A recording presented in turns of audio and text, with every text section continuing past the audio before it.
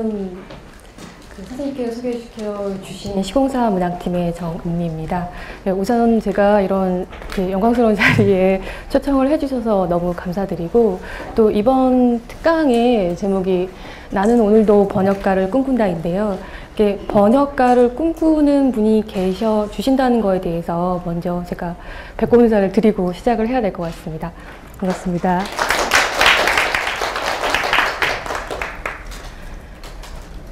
외대가 제공하는 여러 가지 좀 다양하고 풍부한 그런 교육에 비하자면 오늘 제가 드릴 수 있는 특강은 굉장히 사소한 건데, 그래서 좀 제가 좀 떨리기도 하고 좀 송구스럽기도 하지만, 말씀드렸던 대로 현장에서 직접적으로 여러분이 번역가로 데뷔를 하셨을 때 정말로 몸으로 부딪히고 살아가야 되는 사람들이 번역가에 대해서 어떤 것을 원하고 있고 어떤 것들을 바라고 있는지 들어보시는 것도 나쁘지 않겠다는 생각으로 지금 오늘 강의에 임할 생각이고요.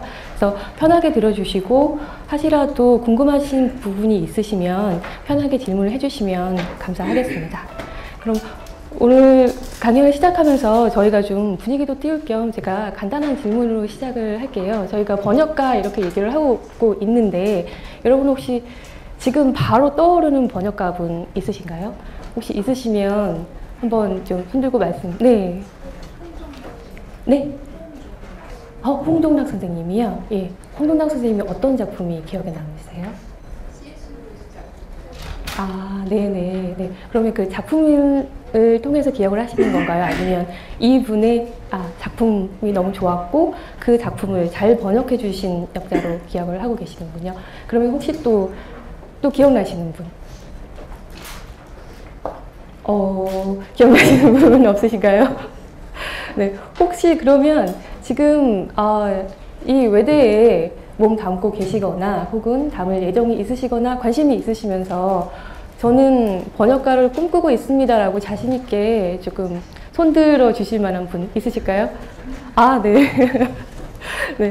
그러시면 저희가 이번 강의는 외대에서도 굉장히 많은 것을 준비를 했고, 저도 좀 영광스럽고 또 마음이 훈훈한 자리라서 저도 좀 작은 선물들을 준비를 했거든요. 그래서 저희가 1시간 정도 강의를 예정을 하고 있는데, 저희가 홈쇼핑 방송은 아니지만 10분 정도마다 선물 찬스가 있겠습니다. 방금 3명 손 들어주신 선생님께 제가 이 책을 선물로 드리고 싶은데요. 왜 이 책을 첫 번째 선물로 골랐냐고 하면, 이제 이 김선영 역자분은 한국 외대 1월가를 나오셨고 최근에 데뷔를 하신 분이에요. 지금 일을 하고 본격적으로 역자로 활동하신 거는 한 4, 5년 정도 되셨고, 원래는 다른 직장에서 근무를 하고 지금도 이제 근무를 하고 계신데, 일본 미스터리라던가 일본 소설에 굉장히 관심이 많으셔서 꾸준히 읽으시고, 또 커뮤니티 같은 것을 통해서 그런 이제 출판사들과 기획이라던가 이런 거에 작업, 저희가 번역을 바로 하시는 분도 있으시지만, 저희가 이제 조금 있다가 이제 출판 번역물의 그 출간 시스템에 대해서 한번 알아볼 텐데요. 그 과정에서 검토라던가 기획하는 데 있어서도 역자분들이 많은 도움을 주고 계십니다. 그래서 아직 이력이 없으신 젊은 역자분들 같은 경우에는 초기에 이런 검토, 기획 부분에 많이 참여를 하시고, 그러면서 저희가 이분이 책을 얼마만큼 이해하시고 얼마만큼 보시는구나, 그리고 기획서를 써주실 때 이렇게 이 작품을 요약하시고 옮기시는 문장들이 좋구나, 이런 것들을 통해서 새로운 역자들을 발굴하기도 합니다. 그런 케이스로 데뷔를 하신 분이고, 또 이 책 같은 경우에는 저희가 급하게 준비를 해야 해서 영화 개봉이 국내에 좀 빠르게 되는 바람에 좀 급하게 준비를 했어야 하는데, 그런 작업 진행에 있어서 굉장히 도움을 많이 주셨어요. 그래서 편집자들이 작업을 진행할 때 역자에게 어떤 것들을 요구하고 어떤 도움을 받는지에 대해서 좀 모범적인 사례 기시도 하시고, 또 외대 출신의 젊은 역자분이시라서 제가 하나 준비를 했습니다. 그럼 이거는 저희 선생님께 선물로 드리고 시작하겠습니다.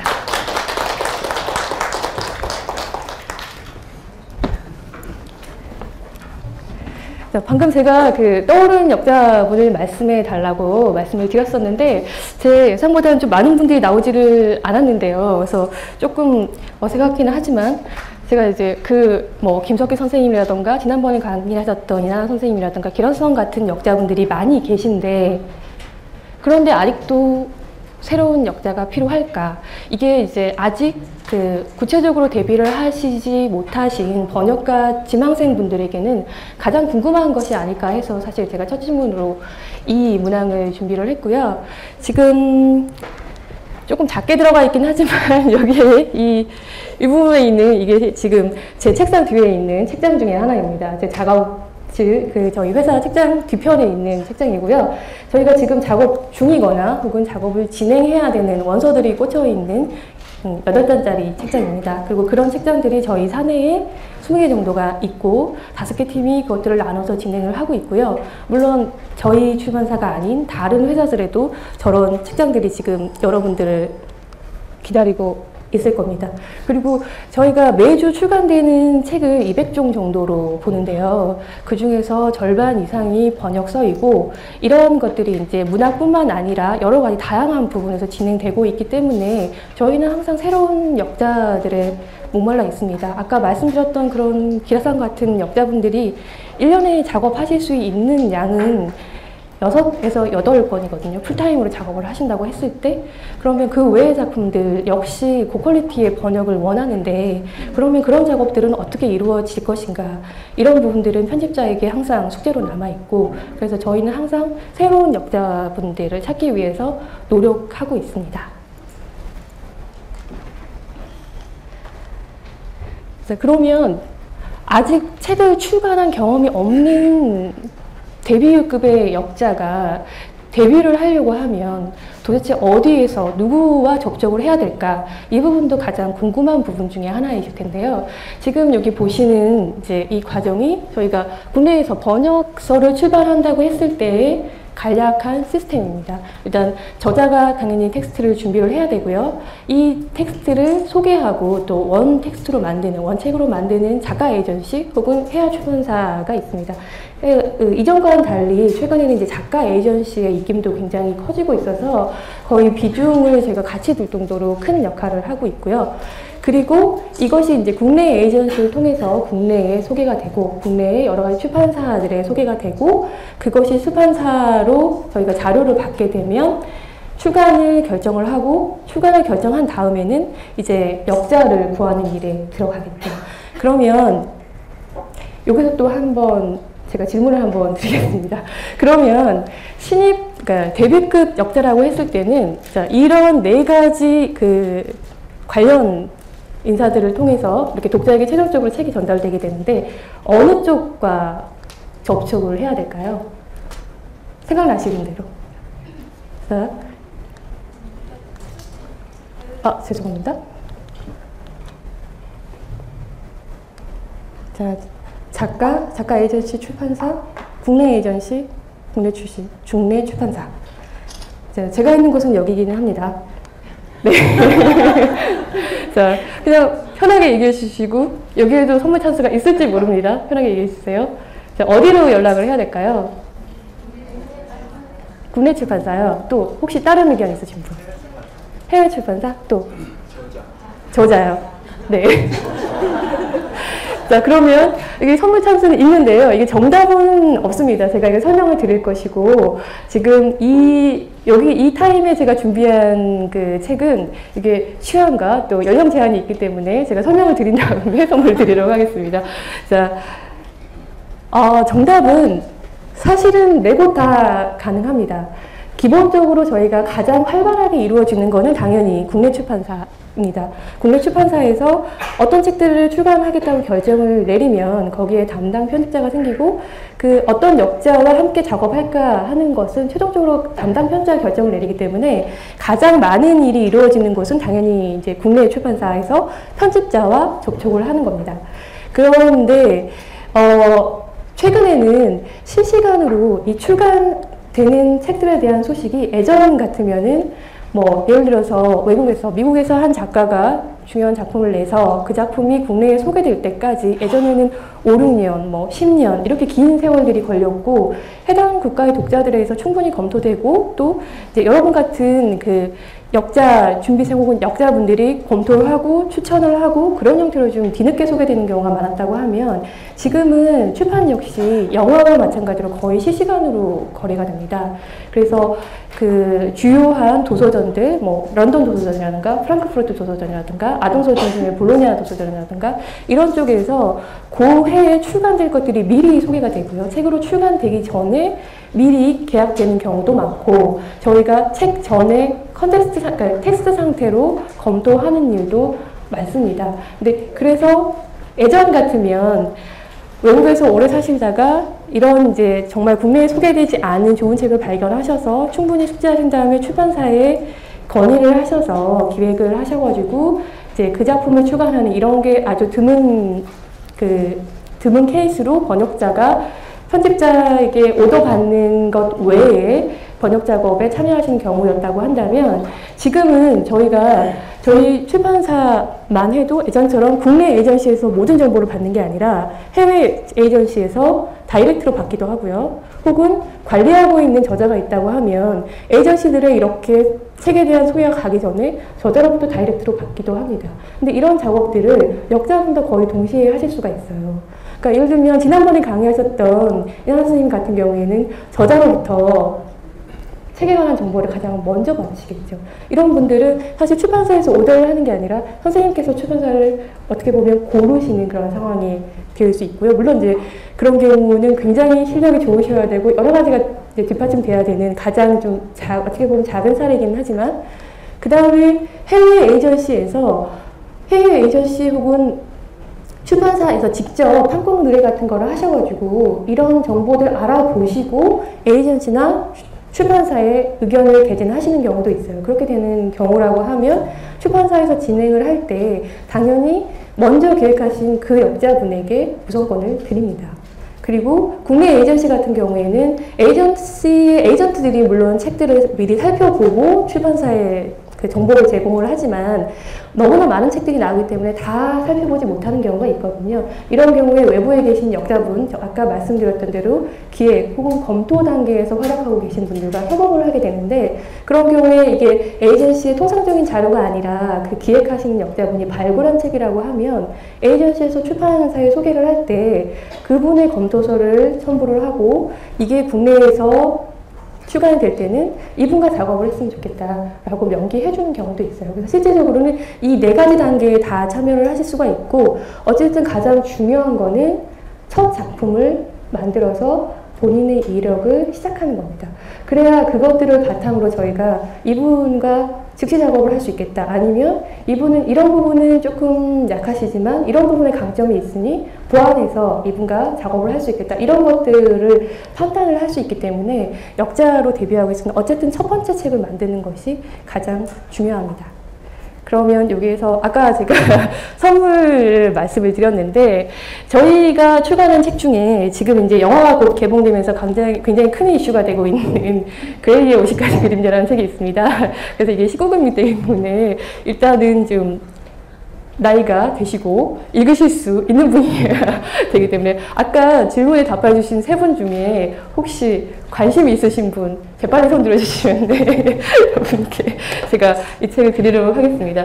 이 타임에 제가 이 책을 준비한 이유는요, 이 책 같은 경우에는 저희가 정식으로 책으로 출간되기 전에 계약을 했습니다. 원래 이 책의 이제 저자인 이엘 제임스가 호주에 있는 그 작은 출판사에서 책이 나오긴 했었는데, 그것은 약간 팬북 형태의 좀 정기적인 책이라고 보기 힘든 책이었어요. 그래서 그게 전자책으로 또 굉장한 인기를 얻으면서 해외에서 큰 이슈가 돼서 이제 뭐 랜덤이라든가 큰 회사들이 다 이제 붙어서 국제적인 프로젝트가 됐는데, 저희는 그 역자분과 함께 이게 프로젝트 단계일 때, 그러니까 그렇게 일이 커지기 전에 계약을 했습니다. 그래서 이 예상하시는 것과는 달리 선인세라든가 이런 부분이 크지 않고, 왜냐하면 이게 시도를 해보는 단계였기 때문에 굉장히 저렴한 가격으로, 혹자는 애국적인 가격으로 계약을 했다고 얘기를 하는데요. 현실적으로 지금 이제 해외 빅딜로 언급되는 작품들을 계약할 때 들어가는 비용은 이제 신문지상이라든가 이런 거 뉴스를 통해서 많이 들으셨을 텐데, 그것과 비교하면 정말로 애국적인 가격이라고 할 수 있거든요. 근데 그때 역자분의 도움이 컸던 거죠. 왜냐하면 저희가 아직 완성된 물질이 아닌 프로젝트 상태의 것들을 봤을 때는 역자분과 상의를 했고, 그 역자분께서 이러이런 부분에서는 국내에 소구성이 있을 것 같다. 그리고 내가 이거 만약에 이거를 번역을 할 때, 이 책 같은 경우는 번역하는 데 있어서 좀 조심해야 될 부분들이 많았어요. 이제 소재 같은 것들이 그렇기도 하거니와 그거를 국내 독자들이 받아들일 때 재미는 그대로 전달하되 조금 좀 껄끄러울 수 있는 부분들은 어떻게 완화시킬 것인가 하는 거 하고, 또 이 텍스트에서는 이제 용어들이, 전문 용어들이 나오는데 그것들이 우리말에는 아직 없습니다. 그런 성적인 유희들이 많이 이렇게 확장되어 있는 상태가 아니기 때문에 그런 것들이 없어서 이 단어를 어떻게 쓸 것인가, 이 부분에 대해서 이제 편집적으로 굉장히 고민을 많이 했던 부분이고, 이제 여담으로는 국내에 그런 것들이 공중파에서 소개된 거는 CSI의 한편 등장하는 부분이 있어요. 그래서 그거를 많이 참조를 하셨고, 그런 이제 커뮤니티 같은데 이런 데 가입을 하셔서 실제적으로 어떤 말들을 쓰고 있는가 이런 것들을 좀 보셔가지고 그런 부분들을 대중에게 소개해도 될 정도로 순화시키고 정돈하셔서 이 책을 쓰셨습니다.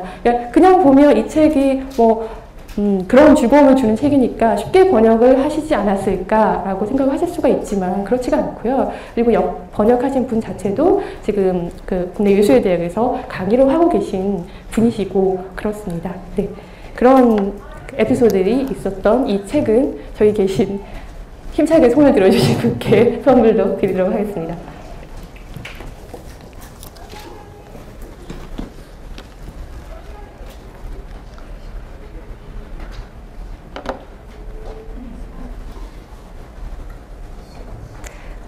네, 그리고 제가 여기 이제 그 강의를 드리게 된 것 중에 하나가 제가 이제 문학 번역 쪽을 꾸준히 현장에서 말씀하셨던 대로 10년 이상 작업을 해왔기 때문인데요. 그러면 여러분들이 아마도 1차적으로 원하는 거는 문학 번역 작업을 하시기를 원하실 것 같아요. 뭐 저희가 번역자가 필요한 부분은 일단 뭐 최근에 유행하고 있는 그래픽 노블 같은 것도 있고, 만화도 있고, 여행서도 있고, 여러 잡지도 있고 여러 가지가 있습니다. 하지만 번역가라고 했을 때 가장 먼저 떠올릴 것은 아마 문학 번역이실 거라고 생각을 하고, 문학 번역에 있어서 큰 화두가 됐던 것 중에 하나를 가지고 한번 얘기를 좀 해보려고 합니다. 이 Call Me Ismail이라는 이 문장, 혹시 이게 어디에 나온 어떤 문장인지 혹시 아시는 분 있으실까요? 네. 아, 예, 맞습니다. 네, 역시 외대입니다. 네네. 한번 부탁드리고요. 네. 자, 이 문장은 굉장히 유명한 허먼 멜빌의 모비딕의 첫 문장입니다. 그러면 저희가 이 문장은 모르실 수도 있지만 이 사이트는 아시지 않을까 생각을 하는데, 우리가 실생활에서 많은 도움을 받고 있는 구글 번역 사이트입니다. 자, 구글 번역 사이트에 얘기를 했을 때 이제 이즈마일 전화 주세요 라고 번역을 해주었는데요. 저희가 첫 번째 시작한 것이 정말 번역가가 필요할까, 실시간으로 음성도 번역해주는 세상에서 번역가가 진짜 필요하냐, 문학에 있어서는 필요합니다. 자, 오류가 있냐고 물어봤는데, 예, 오류가 있지요. 이게 만약에 쉼표만 있었어도, 미다음에 쉼표만 있었어도 제가 인정은 하겠습니다. 하지만 이게 저희가 사람이라고 하면, 기계가 아니고 사람이라고 하면 아무리 맥락 없이 이 문장만 딸랑 주어졌다고 해도 이즈마일 전화 주세요라고 번역을 하지는 않겠지요. 자, 이거를 첫 번째 그 모비딕의 첫 번째 시작하는 문단입니다. 이걸 실제 현역으로 활동하고 계시는 문학 전문 역자분들은 어떻게 번역을 하셨는지 한번 볼게요. 자, 이게 Call Me Ismail로 시작을 하고, 요거는 제가 읽어드릴 것을 생각하도록 하겠습니다. 여러분한테도 참아 읽을 자신이 없네요. 자, 한번 봐주시고요. 이런 부분을, 자, 한 역자분은 내 이름을 이슈마일이라고 해두자. 몇 년 전, 정확히 언제인지는 아무래도 좋다. 지갑이 거의 바닥이 났고, 또 무태는 딱히 흥미를 끄는 것이 없었으므로 당분간 배를 타고 나가서 세계의 바다를 두루 돌아보면 좋겠다는 생각을 했다. 이렇게 번역을 하셨습니다. 자, 두 번째 책은 내 이름은 이슈마일, 몇 해 전, 정확히 언제였는지는 따질 것 없이 수중에 돈도 거의 떨어지고 무태선이 이렇다 흥미로운 일도 없어서 당분간 배를 타고 나가 바다 쪽 세상이나 구경하자고 생각을 했다. 이렇게 번역을 하셨습니다. 원어와 똑같이 두 개의 문장으로 옮기신 거는 두 분이 동일하시고요. 자, 이 Call Me Ismail이라는 첫 번째, 모비딕의 첫 번째 문장이 왜 큰 이슈가 됐냐면, 이 두 개의 판본은 최근에 번역된 판본입니다. 예전에 그 국내의 백경 이렇게 소개됐던 모비딕에는 이 첫 번째 문장이 나의 이름은 이스마일이다. 혹은 나를 이스마일이라고 불러주시라. 이런 식으로 번역이 됐습니다. 하지만 그것이 이 모비딕에서 마지막까지 살아남기는 이 이스마일이라는 화자를 어떻게 정의할 거냐가 사실은 이 첫 번째 문장에서 결정이 되는 거거든요. 이 첫 번째 선생님이 해석하셨던 대로 내 이름을 이스마일이라고 해두자. 나는 이스마일이 아닐 수도 있습니다. 이스마일일 수도 있죠. 내 이름은 여기서 중요하지 않다. 내가 목격한 그런 것들이 중요하고 실상의 나는 중요하지 않다. 이런 것들을 전달하는 걸 수도 있고, 영어로 봤을 때 이 문장이 처음부터 그거를 확실하게 설명해 주지는 않지만 저희가 다 읽고 나면 그 엄청난 일들이 저희가 최근에 나왔던 영화로 치자면 파이 스토리처럼 여러 가지 의미를 담을 수 있는 그 이야기 전체를 뒤집을 수 있는 가능성을 첫 문장에서 열어주는 그러한 문장이거든요. 그런 부분을 우리말에서도 살려주기 위해서 한 분은 내 이름을 이스마일이라고 해두자. 다른 한 분은 이분은 조금 더 감명하고 어떻게 보면 젊게 번역을 하신 거죠. 주어를, 서술어를 용감하게 그냥 생략하셨습니다. 내 이름은 이스마일. 그러면 그 뒷부분은 독자가 상상하는 거고, 그 상상은 마지막에 뒤에 이어지는 이야기에 대해서 충분히 엎어질 수 있다는 여지를 이런 형태로 주신 거고, 윗부분 같은 경우에는 해두자로 좀 더 명확하게 설명을 해주신 거죠. 그러면 여기에서 다시 한번 제가 지금 시계를 체크하고 있지 않기 때문에 10분마다인지는 모르겠지만 다시 한번 선물 찬스가 들어가서, 자, 여러분은 이 A 번역과 B 번역 중에 어떤 쪽이 더 마음에 드시나요? 네. B요? 네. 어떤 부분이 마음에 드시나요? 첫번 모빌 A보다 모빌 B가 네. 가독성 면에서 네. 출시하는 면에서 네. 내용 이해하기 쉽고 문장이 이제 한 문장 한 문장 읽을 때마다 호흡성이라든지 그런 부분에서 네. 우선 비교 좋은 문장이라고 생각해서 모빌 B랑 아, 네네. 감사합니다. 네, 거의 전문가적인 지금 얘기를 해주셨습니다. 혹시 또 다른 분, 나는 다른 의견이다 라고 하실 분 있으실까요? 네. 저는 A요. A요? 네네. 일단 글씨가 눈에 오긴 하는데 네네. 저 이거 보니까 A가 좀 편하게 와닿는 느낌이 있어서 서술적인 부분이 좀 편하게 각자 편하게 다가오는. 아, 네네네. 네. 저희가 무수히 많은 이런 고전 같은 경우에는 하나의 판본이 여러 번역서가 존재하게 되는데요. 그런 것들은 이 문학 작품에 있어서는 아까 말씀드렸던 여지, 뉘앙스 이런 것들이 중요하기 때문입니다.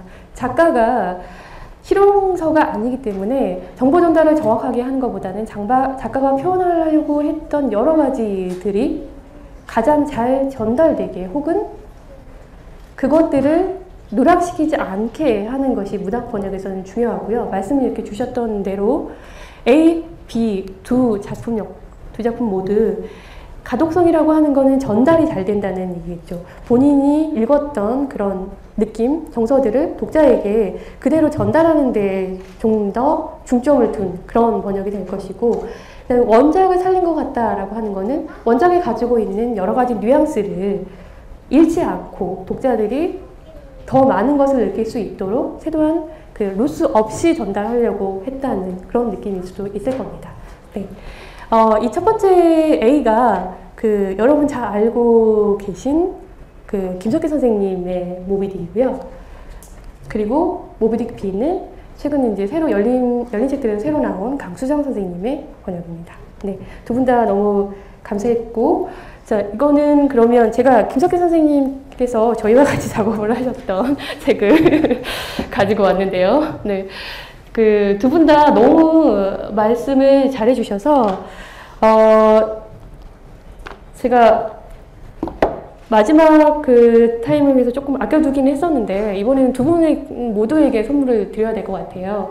하나는 김석기 선생님이 준비하신 삼총사, 최근 이제 뮤지컬로도 인기를 얻고 있는 삼총사고, 다른 하나는 저희 고전 시리즈 세계문학의 숲 중에 그 피츠제럴드의 밤은 부드러워입니다. 왜냐면 이 작품을 제가 가지고 왔던 것은 사실 여기에서는 두 분 다 번역을 잘하셨고 여러분들이 이제 둘 다 장점을 가지고 취향에 따라 선택을 해주셨는데 피츠제럴드 같은 경우에는 이제 그 그레이트 개츠비가 영화로 개봉되면서 이 번역 문제에 대해서 큰 이슈를 낳았었죠. 뭐 김영하 선생님의 번역 그리고 김우동 선생님의 번역으로 이 직역, 의역 문제라던가 근데 사실 지금에 와서 직역이다, 의역이다라고 말을 할 수 있는 부분은 사실 없거든요.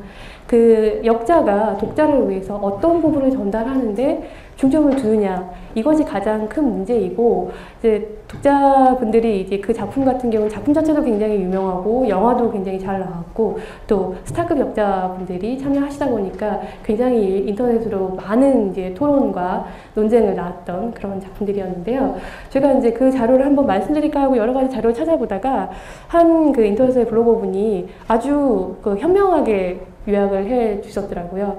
여기서의 그 소위 말하는 개츠비 번역 논쟁은 바하의 5분짜리 연주곡이 있다고 했을 때 그러니까 예전처럼 지금은 번역이 엉망이다라고 해서 저희가 판본을 비교해야 되는 상황은 아니거든요. 이미 굴지의 출판사들이 우수한 번역들을 내놓고 있고 그 우수한 판본들 사이의 번역이기 때문에 5분짜리 바하의 연주곡을 아주 유명한 국제적인 명성을 가진 연주자가 4분으로 연주하느냐 6분으로 연주하느냐의 차이다.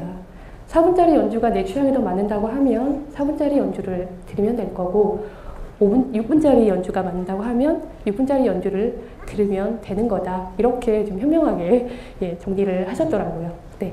그래서 저희는 김영하 선생님과 김우동 선생님의 그 번역 어떻게 보면 인터넷에 이제 번역 배틀이 됐었는데 그거보다는 조금 더 이렇게 노력하고 계신 여러분들의 번역을 한번 살펴보는 걸로 끝내도록 하고 이 두 책은 두 분께 질문이 있는데 네네 지금 한 분은 이슈 메일이라고 했고 한 분은 이슈 마일이라고 했는데 네. 이 지금 그 성경에 나오는 그 이스마엘이라는 네 맞습니다. 그 우리식의 그 외래어 표기할 때 이걸로 정하자 이렇게 해가지고 했는데 네.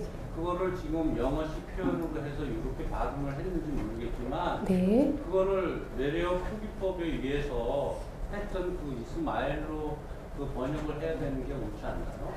저희가 그 외래어 외국 임지명을 표기를 할 때는요, 그 첫 번째 원칙은 국립국어원의 외래어 표기법을 따른다는 게 원칙이고요. 근데 이게 절대적인 원칙은 아닙니다. 예를 들면 이제 국내 유수 출판사 중에 창비 같은 경우에는 사실 국립국어원의 외래어 표기 원칙이 실발음하고는 좀 거리가 있어요. 그거는 모든 사람들이 공통적으로 알아들을 수 있게끔 그 규칙성을 강조한 거기 때문에 실제 이제 발음하시는 거하고는 좀 다를 수가 있거든요. 그래서 창비 같은 경우에는 그 창비에 출간되는 모든 책들의 공통으로 적용되는 창비만의 외래어 표기 원칙들이 있습니다. 이렇게 외래를 두는 경우도 있고 그렇지 않은 경우에는 대체적으로 외래어 그 국립국어원을 따르는데 이 이제 이슈마엘 같은 경우에는 이게 성서의 이름이고 이게 성서의 이름이라는 거를 직설적으로 드러내 줄 것인가 아니면 외국 사람들이 예를 들면 영어 사용자가 이 말을 들었을 때는 이게 실제 이름일 수도 있고 그런 것을 시사하는 이름일 수도 있거든요. 그래서 그거를 영어식 발음으로 해준다라고 했을 때는 성서 속의 인물이라는 거를 너무 표면화시키지 않고 알아듣는 사람은 알아듣고 그냥 이름이거니 하면 이름일 수도 있고 이렇게 한다는 선택일 수도 있고요. 이게 두 개 다 이제 저희 출판사는 아니기 때문에 제가 추측을 해서 말씀드리는 건데 그리고 둘 다 지금 역주가 달려있는 걸 봐서는 그런 부분들에 대한 이제 출판사의 혹은 역사의 설명이 있겠죠. 그리고 이제 이 열린 책들 같은 경우에는 저도 이제 근무를 했기 때문에 좀 지적을 해보면 이쪽에서는 성경의 표현들에 있어서 그 인용하는 판본이 있습니다. 그러니까 성서라고 하는 것들이 개신교냐 또 카톨릭이냐 또 시대에 따라서 이 번역의 버전들이 여러 가지가 있고 저희가 이제 통상적으로는 공동 번역 성서가 양쪽에서 합의한 형태로 좀 중간적으로 표현을 한 거기 때문에 그것을 따르기는 하지만 문학 작품에 이제 삽입을 할 때는 문맥상 어울리지 않는 경우도 있거든요. 그래서 이제 그럴 때는 이 책에서는 어떤 버전을 사용하겠다라고 정하게 되는데 아마 그런 성서 번역의 선정에 있어서의 좀 차이일 것 같습니다. 네. 네. 정말 좋은 질문을 해주셨는데 제가 지금 아직 더 준비한 선물이 없어서 너무 아깝네요. 아마 지금 외대 쪽에서 여기 오늘 오신 분들을 위해서 또 특별한 선물을 준비하셨다고 들었거든요. 근데 좀 네, 선물 주시면 어떨까 생각을 해봅니다. 네. 그리고, 네, 아까 두 분께 선물을 드려야 될 텐데, 피츠제럴드 같은 경우는 이런 번역 논쟁도 있었지만, 저희도 작업을 하면서 굉장히 그 역자분과 제가 작년, 재작년 진행한 것 중에 가장 많이 싸웠던 작품이에요. 왜냐면 이 피츠제럴드의 그 작품을 옮긴다는 게 쉬운 일이 아니고, 문체 자체가 이렇게 우리말로 1대1로 대응되는 것이 없기 때문에 어느 정도 해석이 들어가야 되는데 그 부분에 있어서 선생님 그 역자분이 굉장히 노력을 많이 하셨고 작품에 대한 이해도가 높으셔서 그거를 이제 모두 담고 싶으셨는데 그것이 지면이 한정되어 있기 때문에 다 담을 수가 없거든요. 그래서 저희가 하는 이제 편집하는 직업 중에 그러니까 작업 중에 하나가 역자분의 그 노력을 고르는 작업들을 합니다. 왜냐하면 이 텍스트가 들어가 있는 공간은 한정되어 있고 줄을 무한정 달 수 있는 것도 아니거든요. 그러니까 취사 선택을 해야 되고 그 취사 선택을 할 때 있어서 그 독자의 입장에서 역자분과 이제 이런 실갱이들을 하게 되는데 그냥 얘기가 나온 김에 좀 말씀을 드리자면 여러분은 혹시 그 장미라고 했을 때 어떤 색깔이 떠오르시나요? 빨간색. 빨간색 혹시 다른 색이 떠오르시는 분 없으세요? 노란색? 파란색이요? 파란 장미. 네. 굉장히 이렇게 보면 저희가 장미라고 했을 때는 붉은색과 치환을 하긴 하지만 영어의 로즈라고 했을 때 이게 무조건 빨간색이냐 아니면 저희가 로제 와인 같은 거 했을 때처럼 핑크색이냐 여러 가지가 있을 수가 있는데 피츠제럴드가 이 밤은 부드러워의 첫 장면에서 그 배경을 묘사를 하면서 장미빛 건물들을 써요. 근데 이거를 이제 선생님께서 장미라고 했을 때 방금 얘기를 하신 것처럼 빨간색을 떠올리는 사람들이 많을 텐데 그 건물이 빨간색은 아니거든요. 그러니까 붉은스레한, 그러니까 굳이 따지자면 이거는 핑크색에 더 가까울 수가 있는데 이거를 장미라고 했을 때 독자들이 빨간 건물을 떠올리면 어떡하냐라고 하는 거에서 굉장히 이제 염려를 하셨어요. 그래서 선생님께서 하시고 싶었던 거는 영어의 로즈는 붉은색이 1차적으로 떠오르긴 하지만 로제 와인처럼 핑크색을 연상시키는 점도 있으니 로즈를 쓰겠다고 하시는 거예요. 근데 이 번역을 하는 작업에 있어서 로즈라고 하는 건 이건 영어의 도금이지 우리말이 아니거든요. 그러면 이거를 사용하시겠다고 하시는 거에 대해서 저희는 1차적으로 이제 말릴 수밖에 없는 거죠. 왜냐하면 책 전체의 통일성을 해치기 때문에. 그래서 그 부분을 가지고 며칠 동안 이제 저와 실갱이를 하셨고 장미가 그대로 나가는 거는 안 되겠다라고 하셔서 저희가 최종적으로 선택한 거는 분홍 장미색의 건물 이라는 표현을 썼습니다. 그러니까 원어에는 핑크라는 말은 없지만 원어의 로즈가 가지고 있는 것을 조금 더 분명하게 하기 위해서. 근데 이것은 편집자가 할 수 있는 것은 아니에요. 편집자가 그 원 텍스트에 그렇게 부가적인 것을 붙일 수는 없습니다. 그거는 역자분이 선택을 하시고 또 그 부분에 대해서 책임을 지시는 거죠. 그런 그 노력과 책임의식이 있는 역자분을 저희는 많이 기다리고 있습니다. 네, 이 두 분께 이게 선물 좀 드리도록 하겠습니다. 죄송합니다. 네, 좀 시간이 좀 빨리 가고 있는데요. 이거는 제가 그 책에 있어서는 그 계층의 논쟁이 있었다고 하면 작년에 또 가장 많은 이슈를 냈던 것이 셜록 더빙판과 자막판을 둘러싼 논쟁이 인터넷에서 뜨거웠었죠. 셜록에 많은 이제 팬들이 계셨고, 먼저 더빙되지 않은 그 영국 프로그램을 보신 분도 많았기 때문에 더빙판이 나오면서 이 더빙판이 원작을 해치지 않느냐, 이런 형태로 이제 논쟁이 많이 붙어서 그거에 대한 찬반이 뜨거웠던 걸로 아는데요. 자, 이 부분을 제가 지금 보여드리고자 하는 이유는 죄송합니다.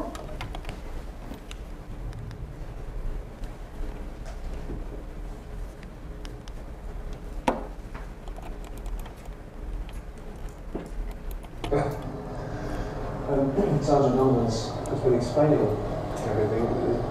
2 goals. Dreadful, isn't it? Dreadful. Good shot.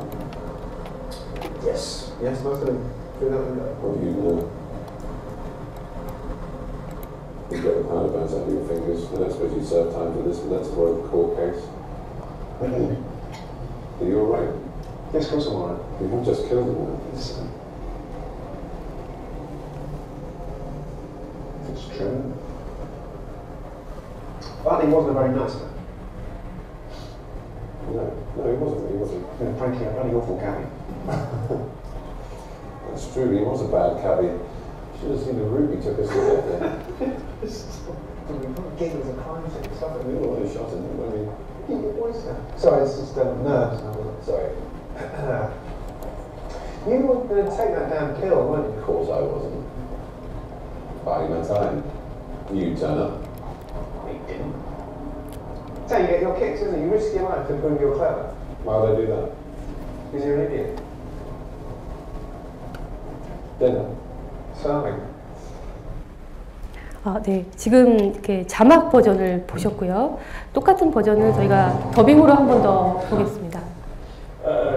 도로변 경사한테 얘기 들었어요. 하마터면 죽을 뻔 했다면서요? 어떻게 그런 일이 세상 무섭네. 멋진 솜씨였어요. 그러게요. 쉽지 않았을 텐데 창문도 있고. 쏜 사람이 아니겠지. 손에 가약 자국은 지웠어요. 처벌이 없겠지만 법정에 가는 건 피합시다. 괜찮아요? 네, 괜찮아요. 사람을 죽였잖아요. 압니다. 인정해요. 죽어도 싼 놈이었어요. 맞아. 천하의 악당이었지. 택시가 아깝다니까. 어떻게 택시기사가 됐나 몰라. 여기 오는데도 얼마나 길을 뚫고 했지. 그러면 여기 범죄 현장인가 잊었어요? 송쏜 사람이 누군데? 술이 났어요. 죄송합니다. 좀 과민해져서. 실례. 그냥 정말 먹을 생각이었어요? 시간 끈 거예요. 그쪽이 올 거라는 거 알고 있었거든. 아, 이건 무슨? 자기가 똑똑하다는 걸 증명하려고 목숨을 거는 거지. 아, 왜 그런 짓을 해? 멍청하니까. 네, 지금 똑같은 셜록의 그 셜록 시즌 1의 첫 번째 보라색 연구의 마지막 장면이죠. 이 두 부분을 지금 자막 버전과 더빙판으로 보셨는데 그 인터넷에서는 뭐 기사가 나올 정도로 이 더빙판과 자막 버전에 대해서 좀 논쟁이 뜨거웠었고 급기야 KBS에서는 음성다중으로 더빙을 제거한 자막으로 볼 수 있는 그런 네, 그런 그 프로그램을 준비하기까지 했죠. 지금 아마도 여기도 뭐 셜록 팬들이 많을 거라고 생각이 되는데요. 그럼 여기서 마지막 질문으로 여러분은 이 자막 버전과 더빙 버전 이거는 정답이 없습니다. 어떤 쪽을 더 선호하시나요? 자막이요? 네. 혹시 그러면 더빙판을 선호하시는 분은? 아, 예, 더빙. 어떤 면에서 더빙판이 더 마음에 드시나요? 더빙이 좋으신. 네, 그 인터넷에서의 있었던 논쟁을 다시 한번 가져와서 얘기를 해보자면 이제 자막 같은 경우에는 일단 이 셜록과 이 두 배우들의 팬이 많으시고 그 육성을 그대로 듣고 싶다. 이거에 다른 것들이 개입되는 것이 조금 방해가 된다라는 얘기가 많으십니다. 그리고 더빙판을 지지하시는 분들은 아마도 여러분도 좀 비슷한 느낌을 받으셨을 것 같은데 저희가 처음에 자막 버전을 봤을 때 여기서 왓슨이 총을 쐈다는 걸 바로 눈치채셨나요? 굉장히 그 짧은 시간 되는 동안에 두 사람의 캐릭터를 반영한 대사들이 쏟아지고 있기 때문에 사실 거기에서 딱 한 번 봤을 때 이게 왓슨이 총을 쐈구나라고 짐작하시기가 아마 쉽지는 않으셨을 거예요. 여러 번 보신 분들은 상관없고 이게 자막 없이도 보시는 분들도 있기 때문에 그런 분들은 차지하고 만약에 배경 지식 없이 처음 봤다라고 하면 하지만 두 번째 저희가 더빙판을 봤을 때는 바로 두세 번째 대사에서 나오죠. 왓슨이구나 짐작을 할 수가 있습니다. 저희가 번역계에서 끊이지 않는 토픽 중에 하나가 이제 직역, 의역 논란인데요. 직역이 옳으냐, 의역이 옳으냐, 요거는 마찬가지로 정답은 없습니다. 저희가 잊지 않아야 할 것이, 저희가 번역 작업을 하는 거는 그 작품이 가지고 있는 의, 혹은 감흥을 독자에게 전달하기 위한 것이지, 뭔가 번역 실력을 증명을 한다거나, 우수성을 증명하기 위한 거는 아니거든요. 그러니까 직역이냐, 의역이냐 하는 거는 다시 이제 개츠비 논쟁으로 돌아가자면 이제 김영원 선생님 같은 경우에는 작가분이시고 독자의 감흥을 중시하셨다고 볼 수 있습니다.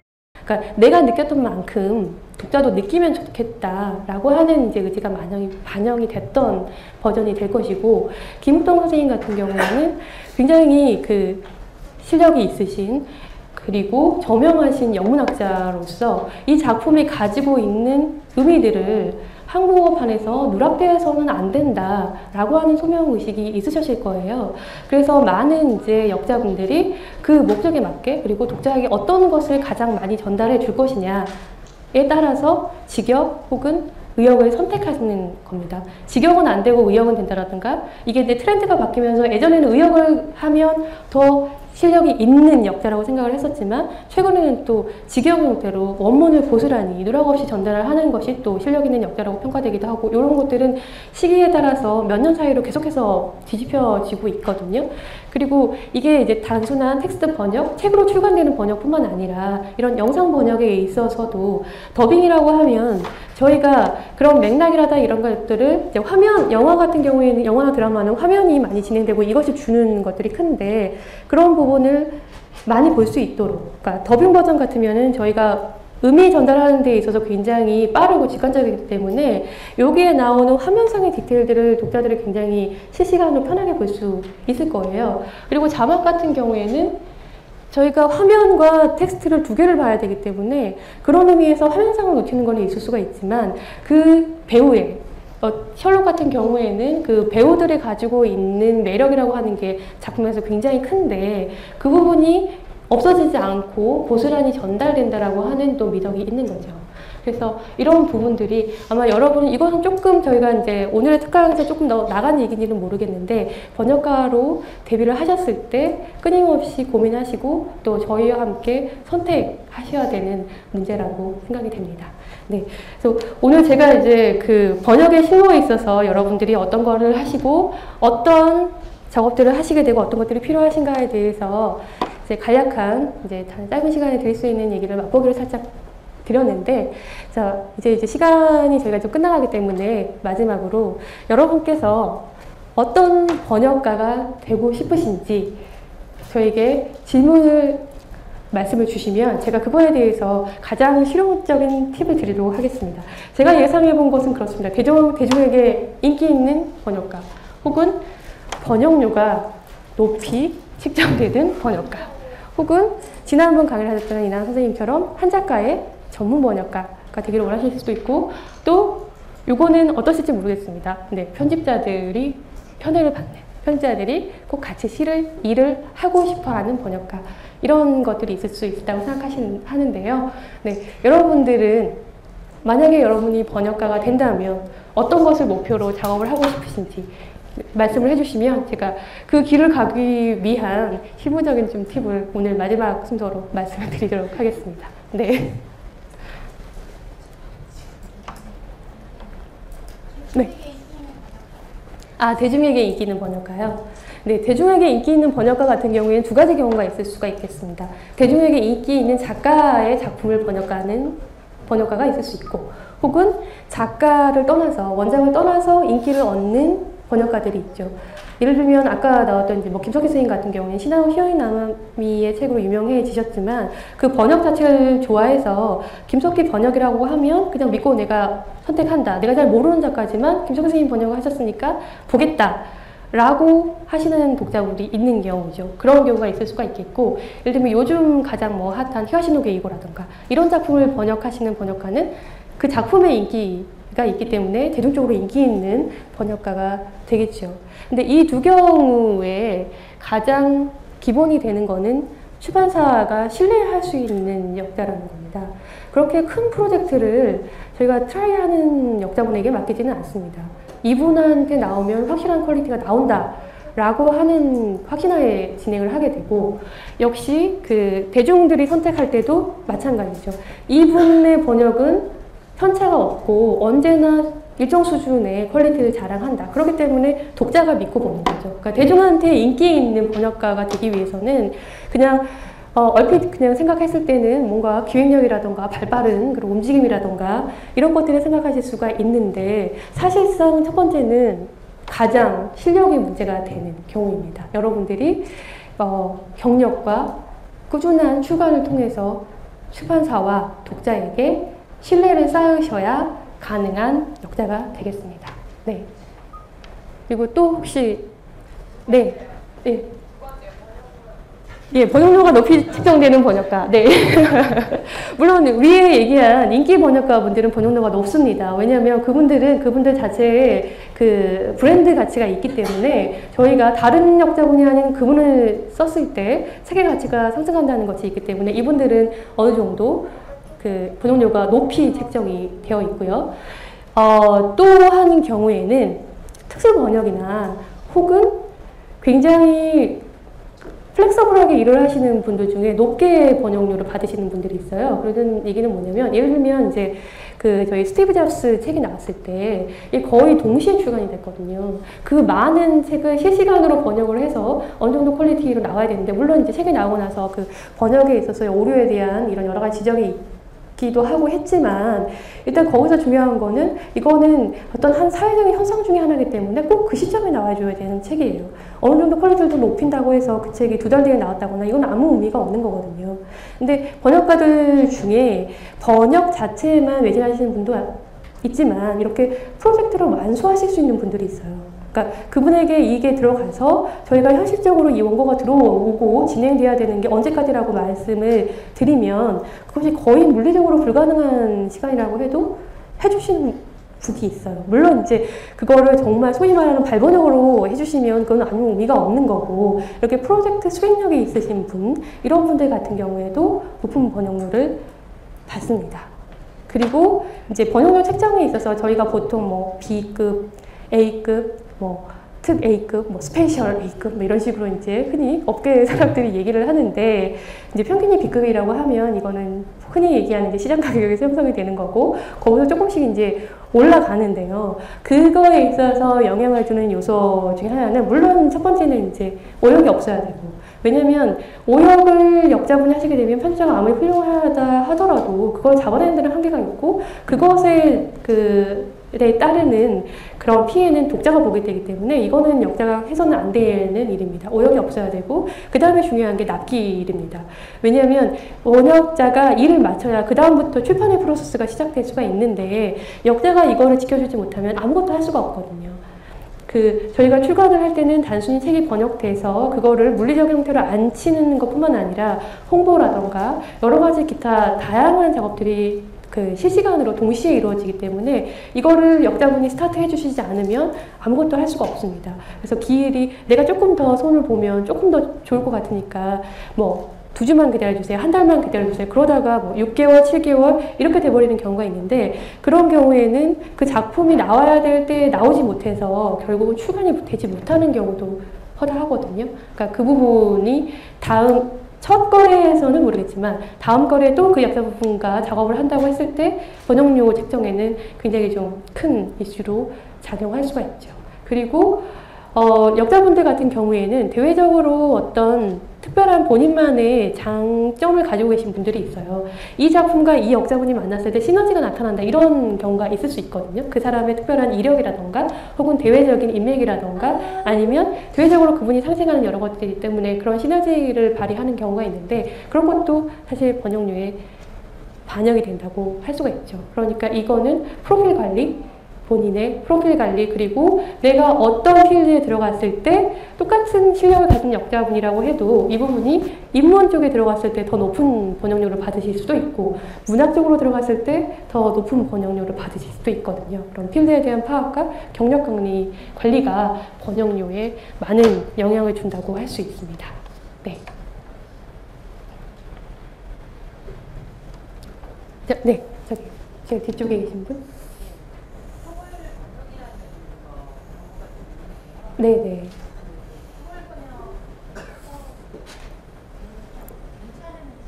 네. 초벌 번역이 괜찮은, 그러니까 그 부분은, 그러니까 그 번역 사무실 같은 데에서 그렇게 이제 번역을 이제 단계별로 쪼개서 맡기는 경우가 있는데요. 그런 경우에는 대체적으로 이제 번역 사무실하고 일을 하는 경우에는 실용서처럼 일단은 스피드가 가장 중요하고, 그 다음에 제작비라던가 이런 것들이 문제가 되는 경우에 그런 그 번역 사무실을 통해서 일을 하게 됩니다. 그 경우에는 일단 단가가 문제이고 시간이 문제이기 때문에 이제 흔히 얘기하는 이제 초벌 번역이라는 형태로 이제 쪼개서 다단계로 맡기는 경우가 있는데요. 그건 이제 본인이 번역가로서 이력을 시작하기 위해서 일을 배운다는 이제 느낌으로 하시는 거는 괜찮은데 이게 너무 오래된다거나 왜냐하면 그거는 직접적으로 편집자와 일을 하시는 게 아니기 때문에 적절한 피드백을 받으실 수가 없어요. 그거는 그러니까 저희가 이제 1대1로 역자분하고 얘기를 하시게 될 때는 실제로 편집자와 일을 하면서 이런 부분을 이렇게 해주셔야 저희가 작업이 편하다라거나 이런 부분을 이렇게 하셨을 때는 독자가 오해한다. 이런 우리말을 쓰시면 안 된다. 이런 부분들은 각주가 들어가야 된다. 아니면 이런 부분들은 각주를 넣게 되면 책이 재미가 없어지기 때문에 좀 피하시는 게 좋다. 차라리 번역 문내에 본문에 녹이셔라. 이런 피드백을 주면서 완성된 형태의 원고로 가고 이때 초고는 말 그대로 이제 번역 자극 아직 다듬어지지 않은 진짜 초보지만 아까 말씀하시는 이제 그런 단체들을 통해서 빨리 대량 생산하기 위해서 이제 그 작업하게 되는 초보는 사실상 그런 피드백 작업이 없기 때문에 그걸로 그 길게 경력을 시작하시는 거는 이제 저희 입장에서 이렇게 권하고 싶지는 않습니다. 네. 특히나 이제 저 같은 경우에는 이제 그 지금 작업하는 부분이 문학 쪽이기 때문에 문학은 역자분에 이제 뽑아내실 수 있는 퀄리티가 그대로 작품의 퀄리티로 이어지기 때문에 그런 부분에 민감한 그 분야이기 때문에 좀 더 그런 경우도 있습니다. 네. 그 마지막으로 그 제일 뒤에 아까부터 계속 손 드셨는데 제가 죄송합니다. 네. 한 작가의 전문 번역가 네. 네. 아, 네, 네. 그 경우에는 계속 이제 제가 계속 이난 선생님 언급하게 되는데 이난 선생님처럼 그 작가 자체를 소개하시거나 혹은 이제 미리 이 작가에게서 먼저 알고 계셔서 준비를 해놓고 계시거나 아니면 특별한 인연이 있으시거나 이런 경우가 있을 수가 있고요. 근데 그런 거는 굉장히 인연이 필요하고 타이밍도 중요하고 쉽게 될 수 있는 부분은 아니잖아요. 그리고 내가 좋아하는 이 작가가 대작가가 될지 어떻게 알겠습니까? 국내 소개가 되지 않을 수도 있거든요. 끊임없이 이제 그런 이 작가는 우리나라에는 소개되지 않았지만 꼭 소개하고 싶다라는 걸 가지고 끊임없이 에이전시라던가 출판사하고 접촉하시는 분들도 있고 그렇게 되면서 흔히 말하는 터지는 경우도 있어요. 그럼 제가 작업했던 이제 베르베르 같은 경우가 그런 경우죠. 이적 선생님이 이 작가가 참 괜찮은 작가라고 여러 출판사들을 다니면서 계속 끊임없이 소개했고 그게 이제 출간되면서 국내에서 독자들의 전폭적인 지지를 받으면서 오히려 역으로 프랑스에서의 인기가 역으로 상승될 정도로 그런 케이스도 있지만 흔하게 그런 경우를 할 수는 없는 경우라고 하면 이런 예를 들면 히가시노 게이고를 좋아한다. 히가시노 게이고는 사실상 전문 역자가 있다고 보기는 좀 힘들어요. 여러 군데서 이제 다양하게 출간이 되기 때문에 이런 경우에는 세컨 찬스가 있을 수도 있죠.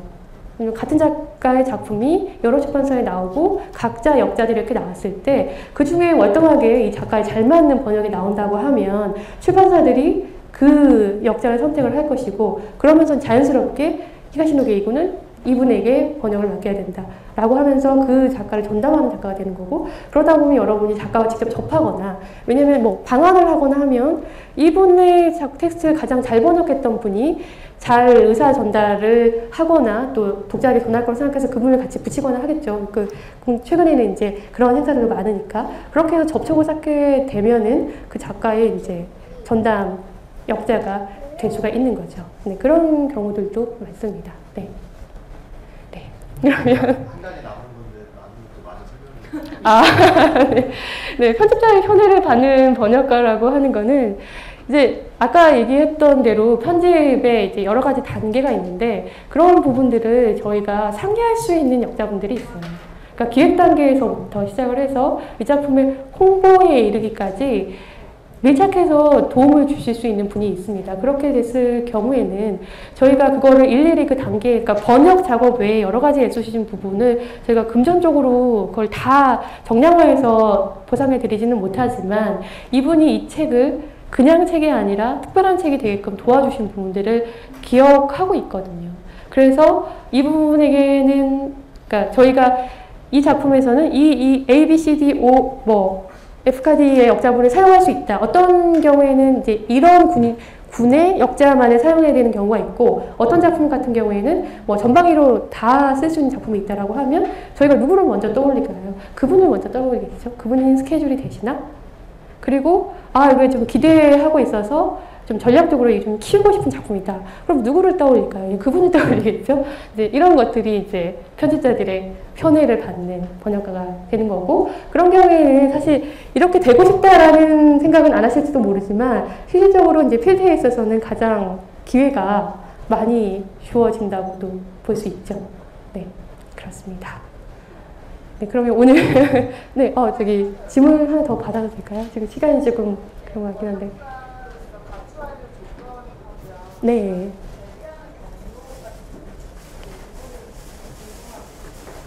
예, 지금, 네, 번역자가 갖춰야 줄 조건은 이제 그동안에, 오늘 여러 강의 통해 말씀을 드렸는데, 가장 우선돼야 되는 거는 실력, 그 다음에 아까 말씀드렸던 납기일, 그리고, 납기일이라고 하는 건 기본적으로 본인 관리, 자기 관리에서 나오는 거거든요. 그러니까 여러 가지 작업이 문학 작품을 기준으로 했을 때는 최소 2개월에서 6개월 정도 길면 이 작업에 몰두를 하셔야 되는데 그 시간이 짝짝짝처럼 굉장히 긴 시간이거든요. 어떠한 일도 일어날 수 있어요. 근데 그런 개인적인 사정을 저희가 물론 최대한 이해를 해드리지만 그렇다고 책의 출간 일정이라든가 이런 것들이 바뀌지는 않거든요. 그러니까 그런 것들을 컨트롤하실 수 있는 자기관리가 필요하시게 되고, 또 작품을 한 작품을 번역하실 게 아니라 업으로 삼고 싶으시다면 번역을 하셔가지고 그것이 생계유지 수단이 돼야 되고, 그렇게 되려고 하면 아무리 번역료를 높이 받으신다고 해도 1년에 일정 수준 이상은 번역 작업을 하셔야 되거든요. 그렇게 될 때는 이제 이 자기관리에 더해서 체력이라고 하는 것도 굉장히 중요한 부분을 차지하게 됩니다. 그러니까 실제로 오늘 이제 이난 선생님과 더불어 가장 많이 얘기가 나왔던 김석희 선생님 같은 경우는 하루 일과를 지금 번역 작업을 하시고 거의 30년이 넘으셨지만 매일매일의 일과를 일정도를 지키면서 작업을 하세요. 식사 시간이라든가 이런 것까지 다 정해놓고 작업을 하시고 몇 시에는 일어나서 작업을 하고 식사는 언제 하고, 왜냐면 음식을 먹거나 이렇게 했을 때 이제 졸리고 피곤하고 이런 부분들이 있잖아요. 오늘 하루 그럴 수 있지만 내일은 이런 부분들을 다 고려해서 평생평가 스케줄을 관리를 해오신 분이거든요. 그렇기 때문에 30년이 넘는 세월을 여전히 이제 현역 역자, 그 중에서도 탑 역자로 활약을 하실 수 있는 거죠. 그러니까 제가 이제 번역일이 너무 좋고 작품이 너무 좋고, 그래서 이거에 내가 올인을 하고 싶다라고 한 1년, 2년은 정말 번역만 하시고 정말 잠도 안 주무시고 하실 수 있어요. 근데 그걸로 생계가 되느냐. 그게 내가 쏟았던 2, 3년이 이후에 그것이 일연이 되고 경력이 되셔야지, 그렇게 한번 하고 나서 나가더라도 다시 이쪽으로는 내가 할 수가 없고 다른 일을 알아봐야 되겠어가 되시면 안 된다는 게 가장 중요하다고 말씀드리고 싶습니다. 네. 그리고 아까 이제 누구와 접촉하느냐라고 하는 거는 제가 첫 번째 질문에서 말씀드렸던 4개의 단계 다 하실 수 있으나 가장 많이 이루어지고 가장 손쉬운 거는 출판사에 접촉을 하는 겁니다. 네. 출판사 홈페이지에 항상 다 이게 메일 주소가 있고요. 혹은 책을 구입하셨을 때 책 뒤에 보면 담당 번호, 전화번호, 내선번호가 있습니다. 그렇게 해서 전화를 주셔도 되고 메일을 주셔도 됩니다. 네. 이상입니다. 네, 그래서 말씀해주신 정 팀장님께 박수